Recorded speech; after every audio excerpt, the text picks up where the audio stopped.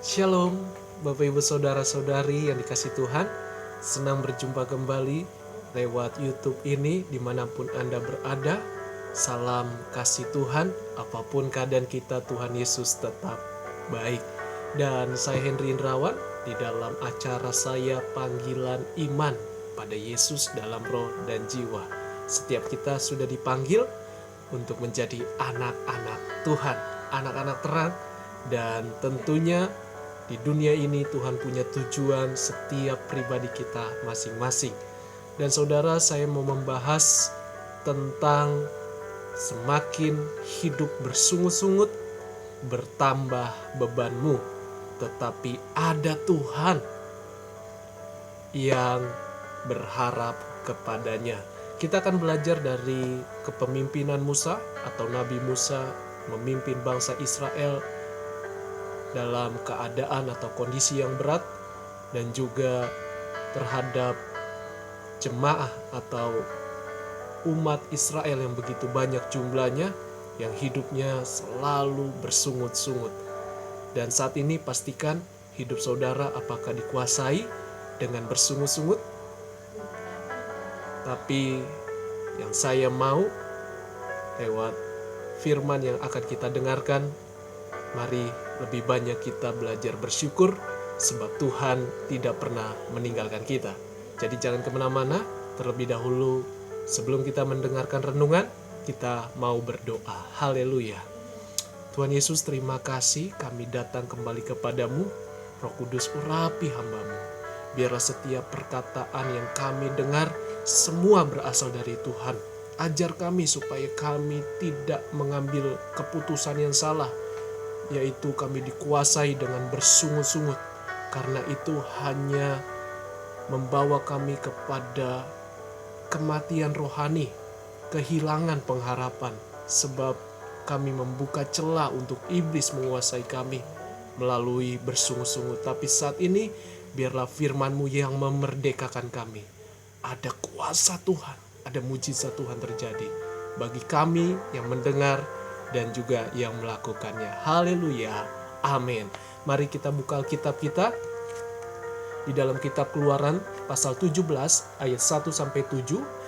Judulnya di Masa dan di Meriba.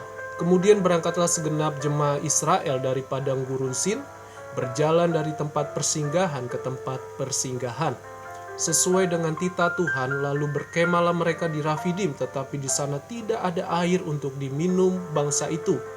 Jadi mulailah mereka itu bertengkar dengan Musa, kata mereka, berikanlah air kepada kami supaya kami dapat minum.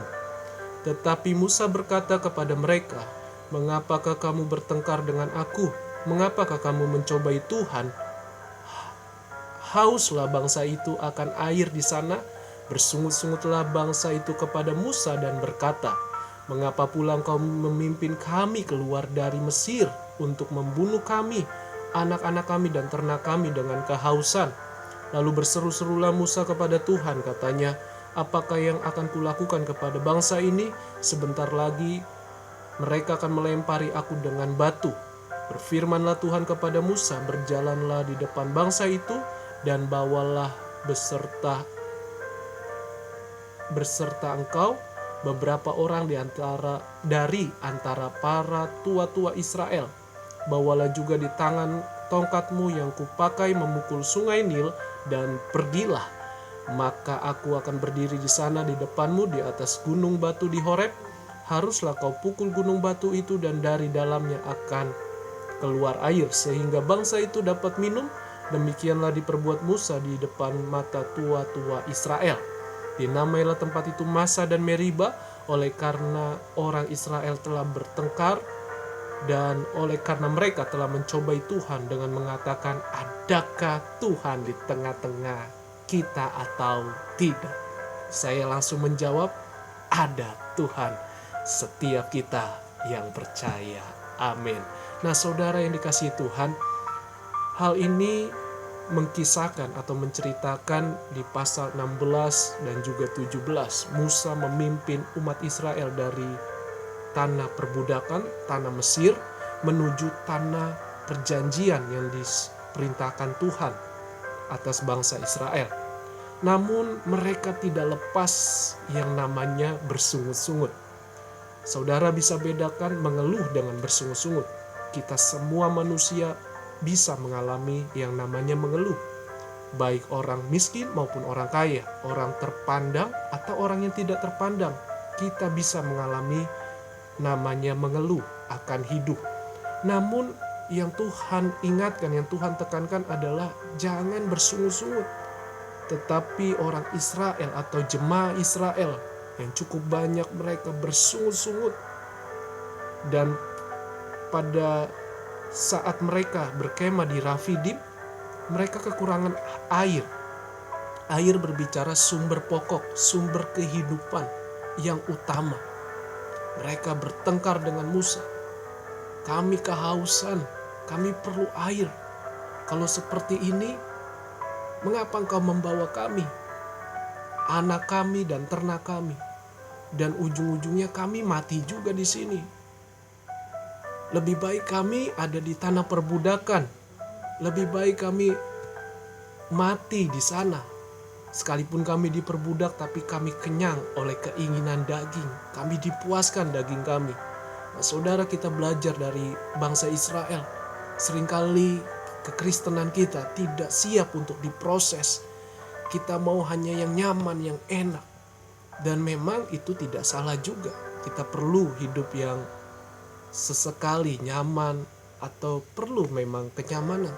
Tetapi kalau selalu hidup kita kenyamanan, tidak tahan uji, itu yang sangat berbahaya. Ujung-ujungnya hidup kita nanti bersungut-sungut seperti bangsa Israel. Lebih baik kami mati di sana, di tanah perbudakan, tapi kami puas keinginan daging kami. Tetapi kita belajar, marilah kita mau ikut Tuhan, siap di dalam proses. Proses Tuhan bukan membawa kita down, bukan membawa kita mati atau kehilangan segalanya, pengharapan.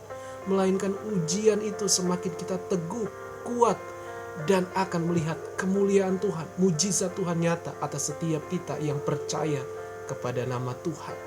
Jadi saudara yang dikasihi Tuhan, kita mau melihat hal ini. Mereka selalu hidup bersungut-sungut. Sehingga Musa pun mengalami ketakutan. Mengapa? Karena dia pemimpin yang dianggap gagal. Dia ingin dilempar dengan batu. Semua bangsa bersungut-sungut di hadapan Musa. Tetapi Musa mengambil keputusan yang benar. Bisa saja dia sebagai pemimpin, dia punya pengawal, dia bisa perintahkan semua untuk dibunuh atau ditumpas. Tetapi Musa tidak melakukan hal itu. Justru ini yang kita akan belajar dari Musa, kepemimpinan Musa. Menghadapi kondisi keadaan yang berat, keadaan yang tidak pasti. Menghadapi juga bangsa Israel yang selalu hidup bersungut-sungut. Yang pertama kita lihat teladannya, dia selalu bertanya kepada Tuhan dan juga mengandalkan Tuhan. Bagaimana dengan kita? Apakah kita masih bertanya kepada Tuhan? Melalui apa?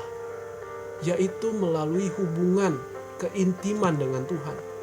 Terjemahan Ibrani mengatakan yadah, artinya memiliki keintiman seperti suami dan istri.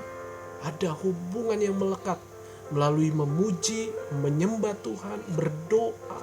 Lewat firman-Nya kita hidupi setiap perkataan firman-Nya yang akan memerdekakan kita. Lewat doa-doa kita. Yang kedua, Musa tidak mudah menyerah. Dia taat, dia bertindak apa yang diperintahkan oleh Tuhan. Tuhan menyuruh Musa, apa yang ada padamu? Musa menjawab, tongkat. Lalu Tuhan bilang, pukul gunung batu Horeb itu. Dan dia melakukannya. Dan akhirnya terjadi sumber mata air. Sekarang Tuhan mengajar kita kembali. Apa yang ada padamu? Saya percaya Tuhan berikan minimal satu. Temukan di dalam hidup saudara. Lakukan itu untuk kemuliaan Tuhan. Pasti Tuhan kasih satu. Apa yang ada padamu? Mungkin kau tidak punya harta atau tidak punya kedudukan atau uang. Tapi setidaknya satu saja. engkau bisa mendoakan orang. Itu hal sederhana. Lakukan itu. Maka pasti ada mujizat, ada sumber kehidupan di mana mereka membutuhkan air, sumber kehidupan. Jadi saudara, temukan. Musa menemukan satu tongkat sehingga dia taat melakukannya. Perintah dari Tuhan. Jadi Musa bukan hanya sekedar tahu tentang Tuhan, tapi dia mau mengalami, dia mau hidupi, dia mau taat. Kita tidak sempurna. Memang kita seringkali jatuh, lemah, tidak berdaya. Ikut Tuhan memang kadang kita juga tidak berdaya. Seringkali kita tidak berdaya. Tetapi ingatlah, kita datang kepada yang sempurna itu. Roh Kudus, Allah sendiri. Mari saudara, temukan dan Tuhan akan melakukan. Dan itu akan menjadi sumber kehidupan dalam setiap pribadi kita masing-masing. Taat. Dan yang ketiga, kita belajar dari Musa, yaitu mempercayai kuasa Tuhan. Tepat waktunya dalam proses. Artinya kita cukup berserah saja. Bedakan berserah dengan menyerah. Menyerah artinya tidak ada pengharapan, putus asa. Ya sudah, ikut arus. Tapi kalau berserah, tetap lakukan bagian kita.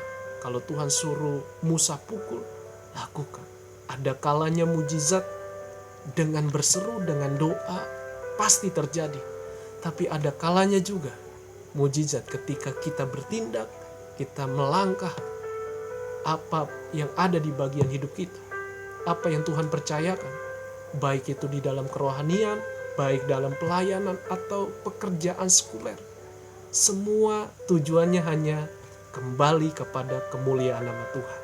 Jadi saudara yang kasih dalam Tuhan, kita mau belajar jangan dikuasai dengan bersungut-sungut. Karena bersungut-sungut artinya kita meragukan Tuhan. Kita juga menolak Tuhan. Kita tidak mempercayai Tuhan, penyertaan Tuhan.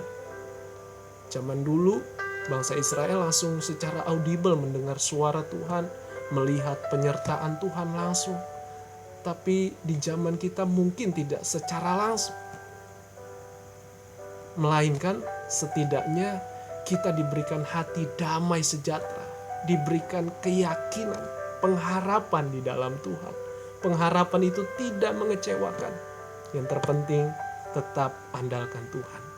Jangan bersungut-sungut. Saudara yang dikasih Tuhan, ingatlah, diberkati atau belum diberkati, ditolong atau belum ditolong. Cari selalu Tuhan, jangan berhenti. Sebab Tuhan sumber dan Dia sanggup melakukan segala perkara dalam kehidupan kita. Dia tahu kebutuhan kita. Jadi kalahkan kondisi saudara dengan kesempatan Tuhan bertindak. Di tengah-tengah kesempitan, di tengah-tengah ketidakmustahilan. Dan percayalah, pasti ada pemulihan Tuhan. Mari saudara, berbahagialah kita yang berpegang kepada janji Tuhan, yang mau hidupi firman Tuhan. Ingat, kita memang tidak sempurna, tapi Tuhan akan menyempurnakan kita, menuntun kita, asalkan kita mengandalkan Tuhan. Itu saja, jangan lupa berikan tanda like, komen, dan subscribe. Bagikan channel ini ke banyak orang, agar nama Tuhan dimuliakan. Shalom, haleluya.